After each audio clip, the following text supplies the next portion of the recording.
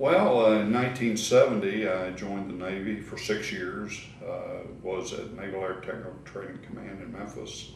Went through about 58 weeks of school, advanced electronics. Wound up in the fleet in 1972, deployed aboard the USS America with Attack Squadron 86 out of Cecil Field, Florida. Basically went to Vietnam for 9 months, came back, made a med cruise in '74, re-enlisted, transferred to Memphis, taught advanced electronics for 36 months, 8 hours a day, 5 days a week. Came back to the fleet in '78 through '79, Attack Squadron 81 at Cecil Field aboard the Forrestal. And I got out in 1979 to go pursue an aviation career, and I'm an engineer designing aircraft today, so the Navy was a very good stepping stone to give me confidence and abilities to do all of that.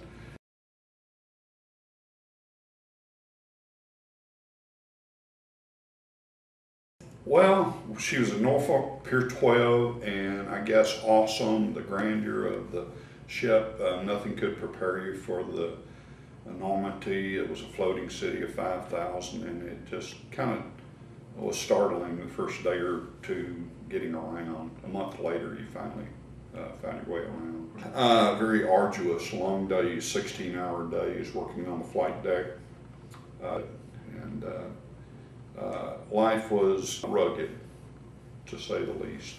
Food was okay, generally, until you get maybe 30 days at sea and you have powdered eggs and powdered milk. Things become a little stale, maybe if it didn't replenish. I didn't like the racks. You know, they're very small, uncomfortable, but you learn to adapt, and I think living conditions when you're living in a space the size of this room with maybe 20 other people, well, it's like prison overcrowding. There's no saying life aboard ship is you eat off 10 trays, no women, no beer. It's like being in prison with a higher probability of drowning. So to sum it up, it's very hard, but it's very rewarding when you pull into port. You have a free vacation to a nice Liberty port. So it's kind of serving your country is really what it's all about. Generally, the aviator pilots, naval aviators I dealt with were very professional, really nice guys. They were very courageous flying, you know, landing on a carrier and all that. So I found the officers, particularly the Mustanger officers that were the former enlisted, were probably the best bang for the buck because they had had their fingers dirty a lot, and now they're in an area of leadership. And so I had no qualms with any officers. They have a job to do, and chiefs and petty officers, and we all got along. We knew our responsibilities. They were great folks. On any given day, we performed maintenance on the A-70 Corsair, which was a single-engine light attack plane. We repaired the radars, we reprogrammed computers, we ensured the head-up displays were correct. We had projected map displays. We had an IBM computer that we would ensure. Basically, our job was to make sure we could put bombs on target. We didn't load the bombs, but all the systems were there to be upkept and maintained, so the pilot would have up systems. So a lot of work involved, very modern systems, and they're just like that today.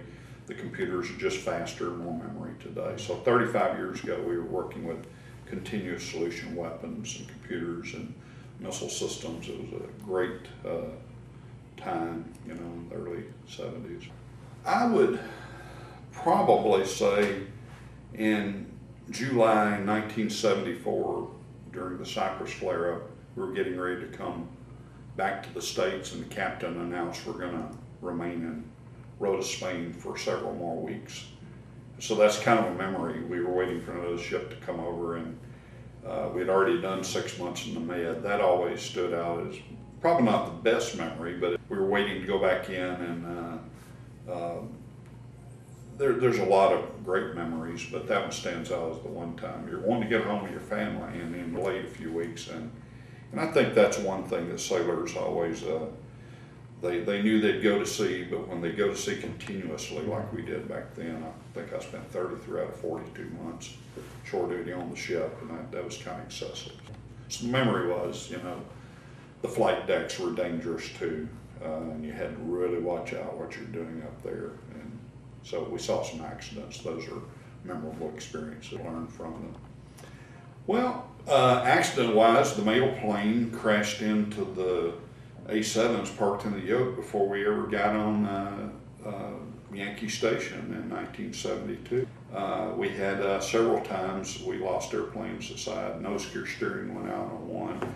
The pilot ejected and the airplane went over the side. We took a cold catapult shot. The USS America burned for several days, about 18 hours before we extinguished it in 72. We fought fires a lot, and these were Airedales on the flight deck fighting the fires too.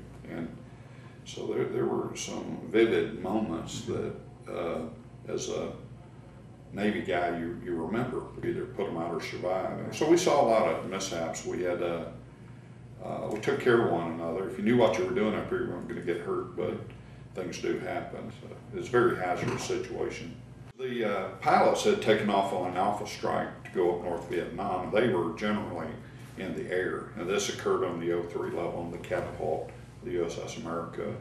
Hydraulics caught fire and it spread through the ship on the 03 level, and burned a lot of officers' staterooms and their clothing and stereo equipment, and it pretty much, we had to go into port to get the ship repaired. We took a bunch of Filipino dock workers back with us at sea. Basically, I'm not sure, several people were injured, but it was a very scary time. My parents back stateside saw that on the New York news one night, the USS America's fire, and they didn't know any more than that. But those are part of being in the Navy. On rare occasions, things like that happen, and they put it out. It took a long time.